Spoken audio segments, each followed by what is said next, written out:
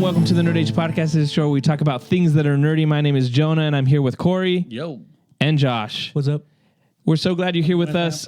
This week, we got some news that we're going to discuss. We got Switch 2 news. We got some Superman news, the Batman news, and then we're going to talk about War of the Rohirrim, our review for that, and we're also going to talk about Skeleton Crew episodes 3 and 4. So stick around for that. First, let's start off with some news. We got some Switch 2 news that I want to talk with you guys. Okay, there's a ton of leaks, of leaks that are coming out. We got the case stuff. Yeah. So, first things first. There's some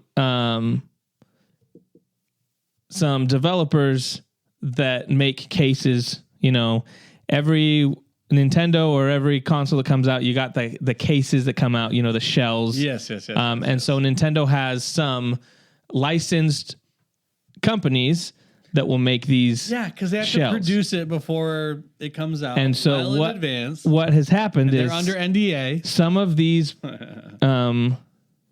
producers of these cases have put out pre-orders and images of these cases, and through that they've seen some of the Switch 2.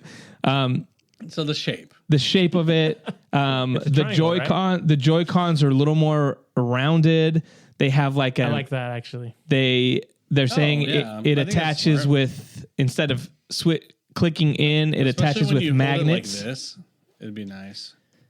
Yeah, so it has sideways. It attaches with magnets, so it has buttons that release it.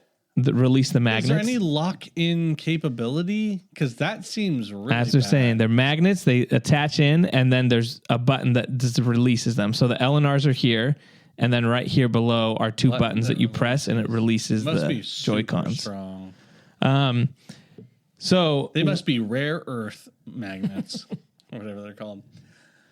Wow. So here is a leak that came out from someone that claims to have held it. Is this the Blue Angel? No, face? It's not. But this is what it says. This is what he posted. I'm going to read it. Let me know what you guys think. Let's see. The console is called Switch 2, and the logo is the Switch logo with a giant 2 on the side. I was right, by the way, boys. Okay. I called Switch 2. The units was dark gray, but apparently there's a full white SKU, both Joy-Cons and the tablet. And another special edition SKU is themed around a game with a 9, a very obvious hint at Mario Kart 9. So they're saying that's going to be released with the console. Okay. The console doesn't feel heavier than the current Switch. Ooh, the buttons and sticks are marginally larger than the current Switch. Okay. Magnetically attaching the Joy-Cons to the console makes a mechanical click sound. Okay. The 2 back buttons are indeed the Joy-Con release buttons, so the 2 extra ones. I'm going to release my Joy-Con accidentally all the time. Oh, for sure. This is where people aren't sure. Heard the reveal is next month for a Nintendo meeting. I think they may be referring to the investor meeting on February 4th. Okay. So saying in February. That's not next month. Well, that he said that's what he heard it was next month, but then in parentheses, I think they may be referring to the investor meeting on February 4th, which is the correction. Okay. Dock has the same ports of the Switch OLED dock and is a bit larger but curved, and so much of the screen pops out. So I saw a video where the screen, the dock for the Switch is like this big. This one's shorter so that when you're playing, when you have it docked, you can have like the weather, the time, and they put they said one of them had like a Mario character on there.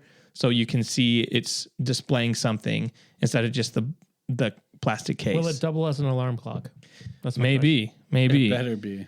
The game cart slot looks the same as the current Switch, which we all knew it was going to be the same. The top side of the Joy-Con, when detached, has a surprise feature. And the magnets themselves are buttons. I don't know what that means. That's just what it says.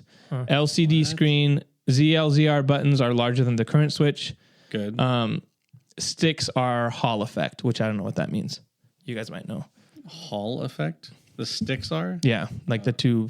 I don't know. Okay. So that was kind of the big. Another guy posted. The Nintendo Talk posted Nintendo to reveal Nintendo Switch 2 in January. This is coming from a major third-party developer contact I have. Here's what they say about the console. Get ready to play modern AAA offerings on your Nintendo system. And then a guy quoted that and said, Nintendo Prime said, I can corroborate that January is what I have also been told. And based on what I know, AAA offerings on Switch 2 are going to be absolutely insane. Video coming on the January stuff in a bit. I don't believe that. I believe that, yes, maybe current AAA, but not when the new stuff comes out. Oh, like, yes, that's what they're saying. They're saying it's going to be like stuff that you haven't been able to play on your Switch. Because they're always playing catch-up. Now you're going to. Yeah. Like, but they're also saying there's they've got some games that they're going to release with the Switch. Some people are saying that it's going to release in March. Of course, which is really games with their Switch. No, but like that they got some really good surprises. Like the Mario Kart game. There's a potential new Mario game. They're saying there's rumors of like some Zelda stuff. So that they're putting in a lot of effort into having games when this console drops. Some people are saying March is when it's going to drop. Other people are saying it wouldn't drop until the summertime. So there's still a discrepancy on that. Yeah, I remember seeing a leak that it was going to be Q1 or Q2, something like that. Q1 or Q2 next year. Interesting. Yeah. So some people are saying March because that's what they've heard. What were you saying with the curved aspect? So the Joy-Cons are flat. Yeah. Right? The Joy-Cons are flat. But the screen is slightly curved? I don't think did I say that? You said something about something being curved. Or was it just the bevels on the outside? No, that's the dock. Oh, the dock is slightly curved. Dock has the same ports of the Switch OLED dock, and it is a bit larger but curved. So instead of going like flat across, it goes like a curve, or it curves down. So you can see more of the screen. Oh, I see. The Joy-Cons. The Joy-Cons instead of being flat on the bottom side, they go out like this. That's nice. So they have like a little like as if you had a remote. When I'm holding the. It's not the best. Yeah, it's not the best experience. Anyways, that's gonna be Switch 2. Hopefully, we'll get something in January or February. The reveal, and then in March would be sick. Sweet. So the next thing I want to talk about, I don't know if you guys saw the poster for Superman. Yep. So we got our first poster. We got a teaser to the teaser. The teaser trailer actually comes out tomorrow, which we'll talk about it next week. Yeah, unlucky. But what do you guys think of the poster? What do you guys think of the teaser? The poster looks good. I thought it was fine. Like, I think better than fine. I think it was good. I think it's the best thing they've shown us. It wasn't great, but it was good. The little teaser thing, I mean... Look up. I'm going to be honest. I need more from them. But I'm afraid if I start seeing more, I might not be happy. But I need to see more to make a judgment. There's so many little teaser things, and then behind the scenes, like leaked images of things, and I'm like, are they wanting us to see this or not? Yeah. Like, are these legit? I'm not sure. Because I know that, I mean, when you're leaking media like that pretty consistently, I mean, I don't know. It might be intentional. Yeah. Anyway, from what I've seen, not super impressed, but I'm open to being surprised. I feel like he teased maybe like the Fortress of Solitude. There's like a silver door or something like that with the symbol. Oh, yeah. That looked cool.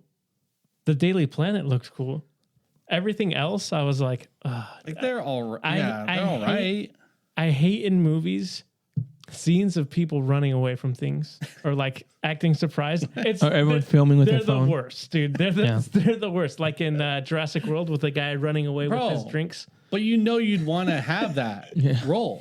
Oh, that'd be awesome. I would ham it up, dude. Yeah, I would be awesome. the best. I would be the best extra. But like, and you like drop your coffee I'd be amazing at it. Yeah. Give me a call. Yeah. I'll be in your film. Yeah. But like for me to be hyped about something that I'm like, all those people look dumb. Apparently, James Gunn said only 2 of the shots in the teaser are in the trailer. Everything else is new. So all the shots of the people looking up are not going to be in there. Here's the thing. A lot of people are complaining. The look of it is so like Marvel. It feels like Marvel CW, like really bright colors. The Daily Planet, I thought the outside looked really cool. The inside was like orange chairs. Like it just felt like they're overcorrecting the fact that people complained that Man of Steel and Zack Snyder were too dark. So let's give them a really bright Superman movie, which is fine, but it's a little jarring. The guy that did the Flash cinematography is the same guy that's doing this one, and you can kind of tell like it's very similar, that color grading, which I'm like, okay, we'll see. I thought the two shots with Superman looked good. I've complained about his suit in the pictures and stuff, but from the small amounts we saw, it looks good in movement. When he's flying, the S on the back of the cape actually looks good, which I didn't like how it looked in the set pictures, but it looks better in moving. Yeah. The one thing I did want to bring up, because this made me laugh. James Gunn, when he was deciding to do Trunks or not, he put a poll out to Twitter and asked Trunks or no Trunks, and Trunks won like 70%. So then, but now he's saying like he was going to go with no Trunks, but the actor convinced him that Superman should have Trunks, and this is how he convinced him. And I laughed at this because he was like, he's like, my dad used to wear Trunks. This is James Gunn saying, David said something to me that really affected me. We were trying on all these different versions, and we screen tested with Trunks and no Trunks. And one of the things David said is that Superman wants kids to not be afraid of him. He's an alien. He's got these incredible powers. He shoots beams out of his eyes, can blow a truck over. He's incredibly powerful, could be considered a scary individual, and he wants people to like him. He wants to be a symbol of hope and positivity. So he dresses like a professional wrestler. He dresses in a way that makes people unafraid of him, that shows that. And I was like, that really clicked in for me. So it's confirmed. Superman is a fan of Nacho Libre. No, he's a luchador. He should get a mask. He's for sure a luchador. Because I was like, he should get a mask. There's better be a scene where he goes, Nacho. I just thought that was like goofy because I'm like, okay, yeah, he wants kids to like him, so he wears underwear on the outside. But doesn't he want to? But doesn't he want to also be in underpants? Is really the situation that he was describing. Doesn't he also want to be intimidating to his enemies? He wants to show up with it. I guarantee you, there's gonna be a line. We've said this where the bad guy's like, "You wear underwear on the outside." And he's like, it's for the kids. And he like punches him or something like that. Like there's going to be something. Maybe a bad line. Well, you never know. Yeah, wouldn't put past but anyways, I just thought that was like, come on, you got to give me a break. That's not amazing. That's just a goofball discussion. I love how he like played it line by line. Like, wow, guys, it just really clicked with me. Like, it's a really it's really deep. Yeah. Wow. Yeah, we'll see what the trailer looks like. Yeah. We'll see. I'm really curious. It'll show a lot. Yeah. Because so far I'm not excited for it. Dude, trailers. And they're using the Christopher Reeve, John Williams theme, kind of just reworked. Oh, they're not. It's not a brand new theme? Did you hear the song? But I thought Michael Giacchino was... No, it's a different guy. Really? It's not Giacchino. No. But he said he's using... He's using it. We don't know if it's a main theme, right? It was just being played during the animated thing. Like it played also during the teaser. Okay. They've said that he uses the Christopher Reeves theme, but he's trying to working it. I'm like, he's weaving it in. Yeah. Yeah. So I'm like, just be yourself. Oh, I don't think that's the worst thing ever. I just don't think it's the best thing ever. You know what I mean? It's like C. It's mid. It's very mid. I mean, it's a great theme. It is a great theme. The other thing, the other news, James Gunn keeps talking about how he hasn't received a script for the Batman 2. Keeps talking about that. There are rumors that they finally convinced Matt Reeves to fold his universe into James Gunn's universe. There's rumors that that's happening and they're going to make that announcement soon. I hope that's not the case. But the signs pointing to that is that they announced a Clayface movie. Yeah. And Matt Reeves is producing, but it takes place in James Gunn's universe. So people are like, if Matt Reeves is producing it, that means they probably folded it in, and it would be the Clayface that shows up in Creature Commandos. So that would mean that they're folding these universes together.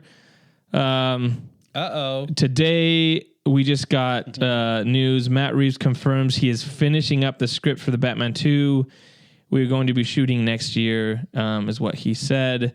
So it's still going, apparently, according to them, and but it's probably going to get folded into James Gunn's universe, which is a mistake for me, I think. That's a no for me, dog. It's a no for me, too. That would be the most depressing news ever.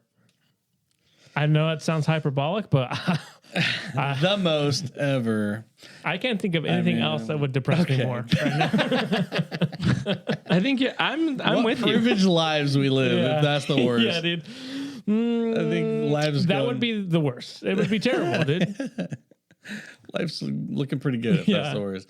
Yeah, I think I'm obviously joking, but it would be a big bummer. I'd be like, that kind of sucks, especially after the Penguin that we were like, wow, what a great. And then if we watch this trailer tomorrow and we're like, that's what they're gonna use Colin Farrell in, and Robert Pattinson.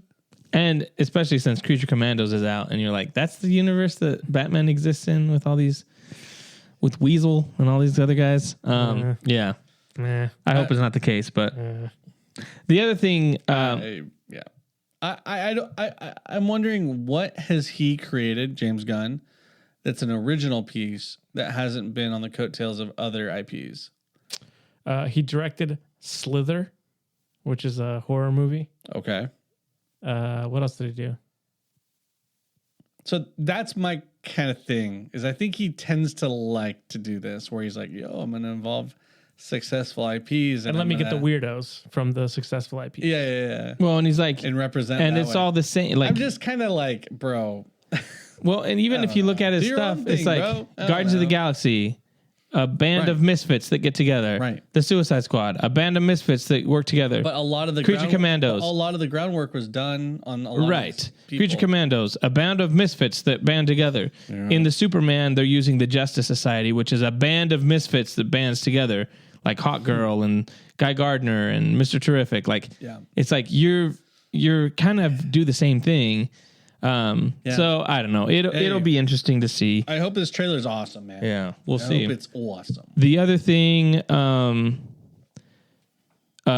Jeff Snyder said about the trailer, he said it's Superman, punk rock Superman is what he described the trailer as. What? And people are like, punk rock Superman? They're like, yeah, he's kind of like, they're like, you'll see it when you see it. So that doesn't bode well. Chris Evans. Doesn't bode well. Chris Evans, Captain America himself, has reportedly been cast in Avengers Doomsday. It's unknown which role he is playing, but they're saying he's playing a new variant, a new hero. He won't be Captain America. So also, Peggy Carter is in it too. So they're basically bringing everyone back because they're like, hey, no one's watching. We got to bring these guys back. That's hilarious. It's pretty nuts. I'd be saying yes to the dress right there, dude. Give me that cash. I know it's crazy and everything. I know. It's Robert Downey Jr. I don't know what they're doing, but whatever. That's the news I got. That is like kind of the key component though for an actor is to play different roles. So, Jonah, I'm just letting you know that. Yeah, but I just feel like they already did that with They already just did that with Deadpool and Wolverine, where they had him come back and play Johnny Storm. So I'm like, you just did this, and the crowd loved it. Everyone was like, yeah. But now it's serious. But now I'm like, okay, now you're different. That's for real. Nah, it's just weird. It's just, I'm like, you're a one trick pony at this point. Marvel's just jokes. Brah. Is Jonathan Majors coming back? As a different character? I don't know. We'll see. Yeah, but he's like a prisoner or something like that. That'd be funny. Anyways, that'll do it for the news. We're gonna jump quickly into the next topic. We all watched Lord of the Rings, War of the Rohirrim. And we're going to talk about it. If you haven't seen it, animated movie, go watch it. It's anime. It's in theaters. I really enjoyed it. Go watch it. If you don't care, stick around for spoilers, but we're going to spoil it and we're going to rate it. So yes, Corey and I watched it together. We did, along with Brenton, a friend of ours. Why didn't you bring your hammer? I mean, my daughter was running around with it and smacking people with it. So okay. But yes, Corey and I watched it together. Josh watched it a few days later because he's not a real fan. Mm-hmm. Yeah, Corey who's read Silmarillion and all those other extra books. Never mind that fact. And he speaks a little Elvish, but he's not a real fan like we are. Corey, what'd you think? Well, I mean, I'll admit my bias when I have bias, and I do. I'm mortal, just like any man, and I love anime, and so I love turtles. I love turtles as well, and and I love corn. So, but no, the anime. I mean, I love this adaptation. It was so cool. It was just so dope, and the fun stuff that you're able to do with anime style animation is special. And I think in a lot of the combat and a lot of the vast, landscape scenes, it's really beautiful. And even when you see someone lop off a head of a guy, it's just like, what a beautiful scene. You know what I mean? Just beautiful artwork. Tears were flowing. Came down my when the arrow goes through his neck, you're like, oh man, beautiful crescendo of a story for him. But yeah, no, I think my favorite part was like the king and side characters. The main girl, what's her name?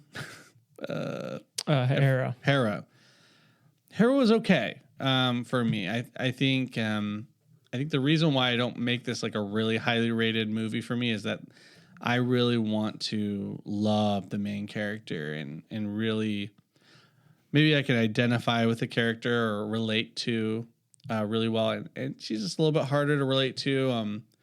I did like the story with her and not Crow. What was his name? Wolf. Some animal. Crow. Russell. The Crow. And I think that was cool. I love the aspect between her and him, but he was more interesting in that aspect.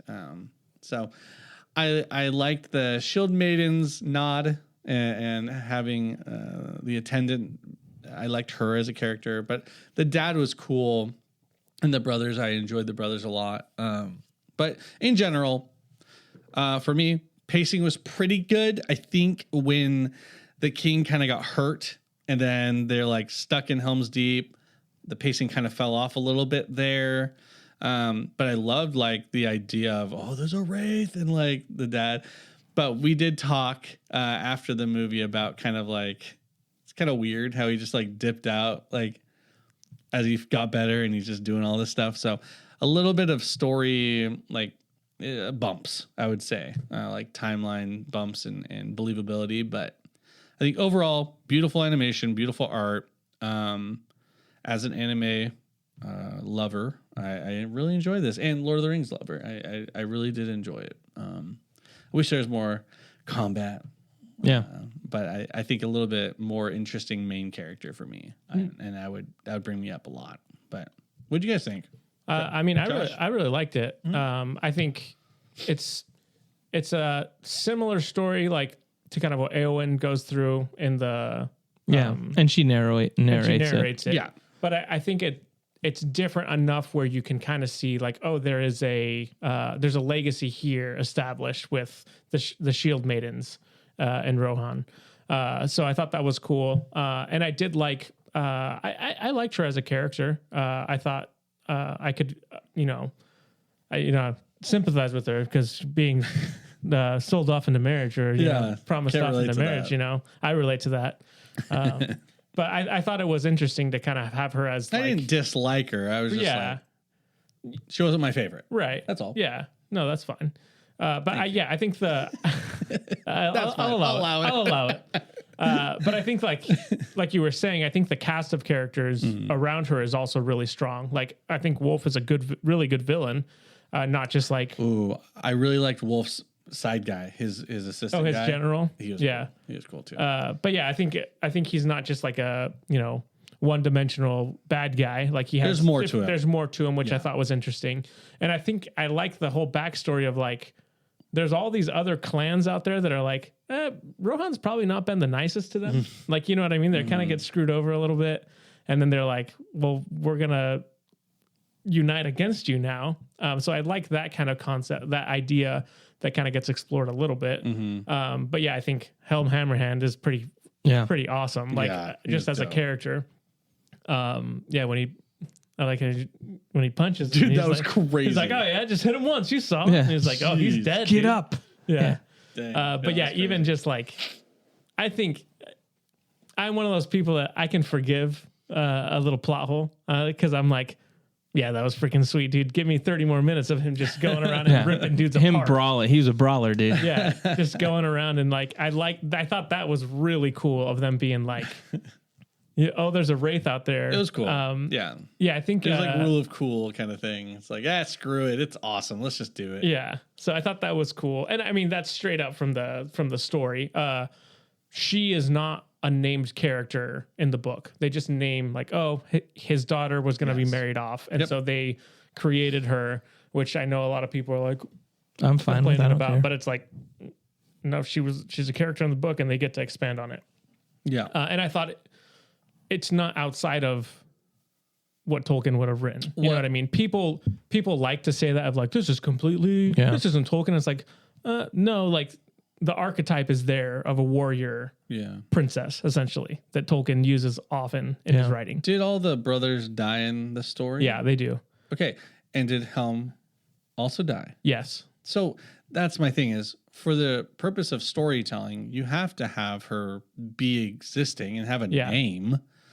And they're like, my daughter who's married off, and then never give her a name. Yeah. All the main characters that you're invested in are dead. By the way, there's this unnamed girl. Yeah, like that'd be a terrible story. Yeah, exactly. Yeah, you are forgiven. But that's fine. I thought the music was really good. Music took me back right into Lord of the Rings. Yeah, that's a bit of an easy. Yeah, but I mean, even her theme is good. Like, it all fit. Yeah, obviously the Rohan theme is awesome. Like, probably one of my favorite themes. But yeah, just the other stuff they weave in is really good. But yeah, I really enjoyed it. Yeah, I thought the animation was really good. Helm Hammerhand was awesome. Just the shots of him where he's just like shirtless going through the snow, and they're like, "Who is that? Get away from me!" And he's just like killing them. Like, it's so good. They're like, I'll scream it. I'm like, this guy is awesome. And it gives kind of credence or more weight. If you watch Lord of the Rings and you're like Helm's Deep, you're like, I know who's named after. Yeah. And it'll blow the horn, like all that kind of stuff. Like they would hear the horn blowing and then they'd be like, hey, dude, come out and just like kill people. I thought it was awesome. Here's a question for you. Because I've been thinking this isn't doing very well. I think part of it is because it's anime and people kind of have not a disdain, but they just kind of see it as like, it's animation, which is unfortunate. But I'm wondering, is there a way to, how in the trailer they would show like parts of the Lord of the Rings movies and then it goes into animation. And this movie kind of starts live action with the mountains and then goes into the animation. If you already have Éowyn telling the story, would you want them to do kind of like like her telling the story to someone and having the book and then it goes, how some movies have done that? Where it then goes into animation, like would that have been something that you think? Grandpa, can you tell me the story of the Shield Maiden? If she's telling the story to like, all right, Johnny, one last time. You got to go to sleep. But you have her older, and you're like, she marries Faramir. They have kids, right? Yeah, they do. Like, do you have a scene where she is now older? You can use her now, and she's and you have both the actors that play Faramir and her there, and then you have like them. Like, would that work?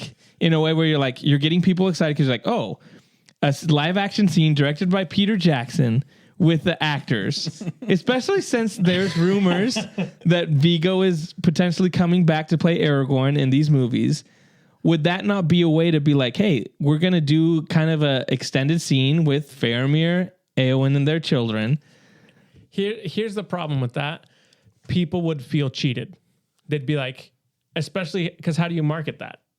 How do you market? You put it in the trailer, and you're like, stay tuned for the one live action. I'm not saying you know what I mean. Yeah. No, I'm not saying you announce it that way, but I think that would have been cool to show up to the movie and not expecting that. Yeah. And then having it open like that. Like the same way the Lord of the Rings starts with, Bilbo writing. Yeah. Like they've already done that. Like, oh, it's about books. And she could like it's about rings. No, but I'm saying about I'm saying like knowledge. It's showing a love. Many books. It's showing a love for knowledge. There and Back Again, A Hobbit's Tale by Bilbo Baggins. Like that whole aspect is like a love letter to Tolkien, like actually writing the books. You could have a similar thing where it opens and it has the name, The War of the Rohirrim, right? And then you're like, oh, this is actually live action, and the surprise of being like, oh my gosh, that's Miranda Otto playing. Listen, like that would have been sick. Obviously, that would be awesome, and I would love that. I just don't. I don't know, like how necessary missed opportunity. It is. I'm not saying it's necessary. I just think it would have been a nice little. It's not necessary, and you know what it's called? It's called fan service, is what you're. And that's we all love. And guess what? We are suckers for fan service. We're fans, and we love to be serviced. Run it up. Anyways, I loved it. I thought it was good. I want them to do more. I think they could do more stories like this. What do you think is a fair rating for this? Oh, it's a 8.7 for me. What do you think? Yeah, I think at 8.5. I think I'm low 8s. I think I'm like 8.2. But I think it's just I think some of the CGI stuff bugged me with the foreground background, and they had some what did I say, CGI? Yeah. Yeah, they have a little bit of like anime with CGI fusion. For me, I just don't like it. I like old fashioned, just draw it out. I know it saves money and time. Yeah. I don't think it looks good. Did you have a problem with the animation? Because I saw people online were like, at least in some of the reviews, like, oh, animation's sloppy. Yeah. There were some parts like when the horse is going through the forest. Yeah. It looked a little clunky. And when she's running through the fields, riding through the fields, like it just didn't match because she is very obviously drawn. Right. And then it's CGI. CGI. Literally the whole world was CGI except for her. So it was like almost like a sticker was on top of something real. Like, that was weird. Yeah. And honestly, dude, it was the beginning where I had the biggest issues. Because it was more like landscape Once it got into the Helm's Deep and stuff, it was fine. Yeah. Yeah. It didn't bother me. Like, it almost felt like an older Studio Ghibli movie. That's what I told Jonah. I was like, dude, this felt a little bit Studio Ghibli, especially when they went into the forest. Yeah. When they went into the forest. It's pronounced Studio Gimli. When it's Lord of the Rings. King of Corn. But to answer your question. That one counts as mine. Oh, you said low 8s for your rating? 8.2. Yeah. I'll say 8.2. 8.7. I do. I think I am biased, though, because I love Lord of the Rings. Yeah. I think if it wasn't Lord of the Rings, it'd be in the 7s for me. But I love just the world and the themes and the music and the characters. Epic. I think they need to do all the animation. You know what I mean? Like for me, like sure. Especially once you're getting into like Silmarillion stuff, it's like it would thrive in animation. Yeah. Because you can do way crazier things with animation. Well, and it would look sweet. And you don't have to do super serious stuff, and then you can do like super dark stuff. Yeah. Like, you can set the scene. So unfortunately, I think if this would have done well, they would have continued it. But since it's not, I don't know how much it costs to make, though. Because the other thing is people are saying like they made it because to retain the rights. Yeah. They needed to release one in theaters, so they were like, well, let's just do an animated movie. Yeah. So hopefully, hey, maybe it wasn't that expensive after all. Well, I already bought the Steelbook, so. Oh, nice. Pre-ordered it. It gets here next December. Nice. What? That's what it says. That's the pre-order date. Like, it'll be shipped by December 25. 2025. I was like, what? I was like, I'm getting this next week. Well, you're going to have a pleasant surprise next year. Yeah. What the heck? But, yeah. Hopefully it gets pushed up. Yeah. But I think overall it was fun to watch. I'm going to be honest, it was dope because like no one was in the theater with us. Just only a handful of people, and it was great. It was fun. The guy next to me was lifting his hammer up. I lifted up my hammer when he's like when Hammerhand held his hammer. I was like, yeah. It was awesome. I just wish there was popcorn in it so I could launch it. was sick. Great. It was fun watch. If you like Lord of the Rings, watch it, man. It's awesome. It's awesome. Yeah, definitely. It's super fun. Yeah. That's going to do it for our discussion on War of the Rohirrim. Last thing, we're just going to talk about this really quick. Skeleton Crew, episodes 3 and 4. Just real quick. We'll just kind of give our quick little thoughts. I'm really liking this series. I think it's a lot of fun. I like the characters. I think they're doing a really good job with character development. Neil is the MVP. He is the best. This episode 4 with his storyline was really good. I really liked his conversations that he had with that other girl.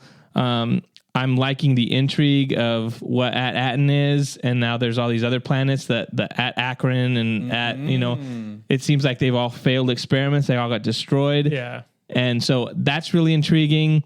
What is it? SM-33. I like the little switch there that he was like supposed to keep it hidden and kill anybody that had it. I like that.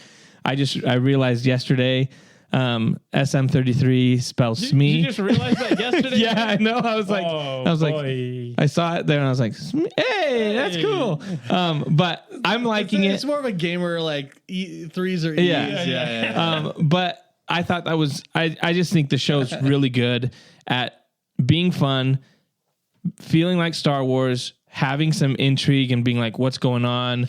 The whole like treasure hunt stuff. I like it. So I'm really enjoying it. What do you guys think? Yeah, I think episode 3 was okay for me. That was the one with the owl where they go to like the observatory thing.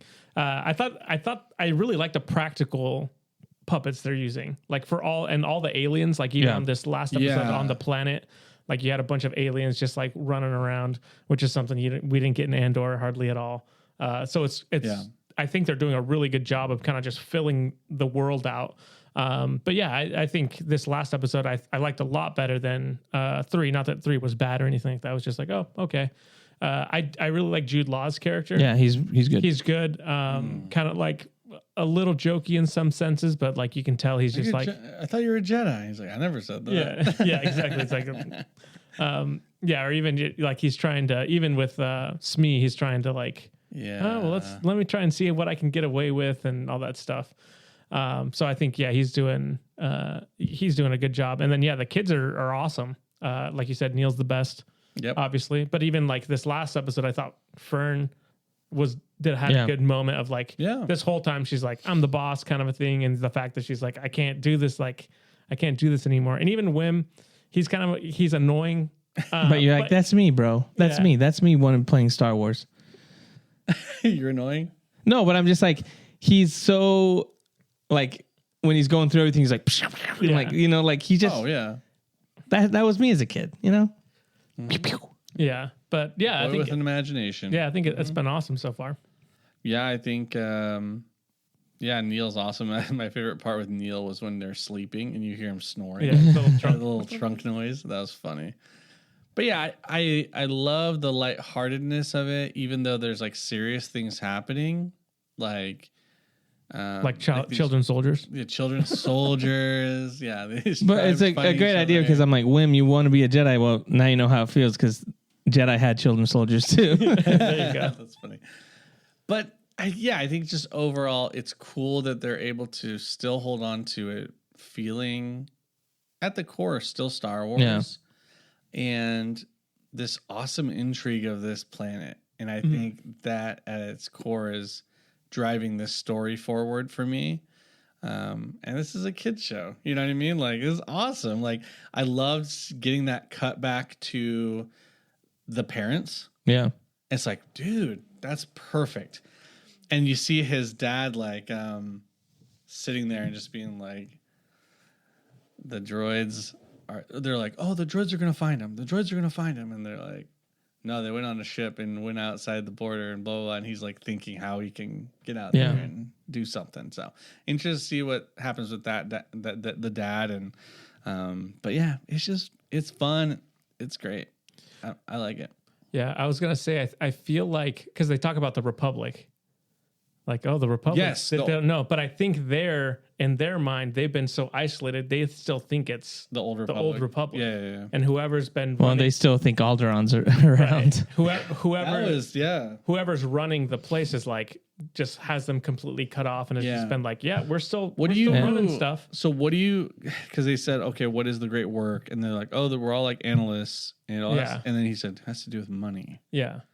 So what do you guys think it is? Do you think it's some kind of like, not green? Is it Gringotts in Harry Potter? Where it's like a bank? Yeah. Do you think it's like something like that? Yeah. I don't know. Yeah. It'll be interesting to see because I'm curious to see what the connection is to the, like, what are they, the supervisor? Is that what they call it? Yeah. Mm-hmm. What his connection is, because they said every planet had a specific like treasure, basically. Yes. Like they had a specific. So I'm curious to see what the relationship is with supervisor and the outside world. Yeah. Yeah, it's intriguing enough to be like, oh, this is cool, something different. Yeah. You know, and I just feel like there's enough intrigue there to be like, I want to know more. And it seems like in every episode, they're giving you a little bit, which is perfect. Like they give you a little bit to kind of whet your appetite more and find out more, but they're still developing those relationships. I like the part with Neil talking about like, oh, I'm always just scared. Like my little brother, you know, one time, like I got to fight once. Yeah. He's like, half my size. That was just, and then I like the payoff. I like the payoff where they're going to get killed and he throws a rock. And it's like, and then the episode ends with him fainting. It's just like, I'm like, it's great. So I think it's good, enjoyable. The writing's good. The music, it works. So I'm really liking it. So, yeah, I think that's it for this week, guys. Okay. Yeah, that's it. There's some Game Awards stuff. We can just talk about it next week. Oh, that's true. Yeah. Like who won Game of the Year? Yeah. The internet was ablaze. That's for sure. Thanks. Well, next week we'll talk about that, the fallout of the Game Awards, more Skeleton Crew, the Superman trailer, and then whatever else comes along. Thanks so much for hanging out with us. We'll be back next week with more Than Rage podcast. You can follow us anywhere you get podcasts. See you later. Merry Christmas. Merry Christmas.